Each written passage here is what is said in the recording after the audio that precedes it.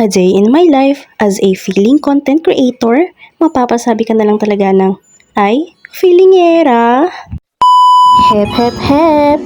Heto na naman tayo, magluluto tayo ngayon ng adobong baboy. So ang una ko ang ginawa dyan ay hiniwa ko lamang sa katamtaman itong karne ng baboy para magkasya sa amin. And then next, heto at maghihiwa na nga tayo ng sibuyas. Ayan, may presyo pa.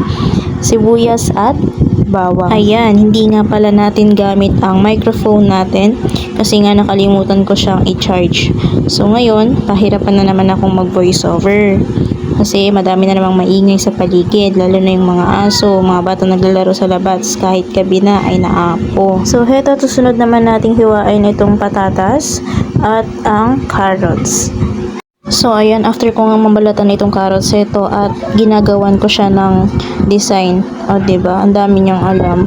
May paganyan-ganyan pa siya. O tignan nyo guys, diba, may design na kapag hiniwa-hiwa mo siya. Pak na pak.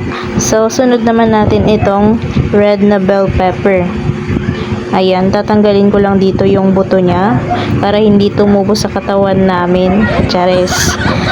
So ayan, after nga nyan, eto at magluluto na nga tayo. Iginisa ko na nga dyan ang sibuyas, bawang, at pinalabas ko lang ang aroma at hinulo ko na rin itong karne ng baboy. Ayan, imekos-mekos lang, lagyan ng paminta at ihalo-halo na naman. O diba? Ang daming halong nagaganap. So ayan, nilagyan ko na nga ng tubig at isinara ko na. At nung kumulo ay inilagay ko na nga itong patatas, bell pepper, carrots at nilagyan ko na rin ng toyo. Nilagyan ko na rin ito ng suka. Kapag naglalagay tayo ng suka guys, huwag nyo munang hahaluin.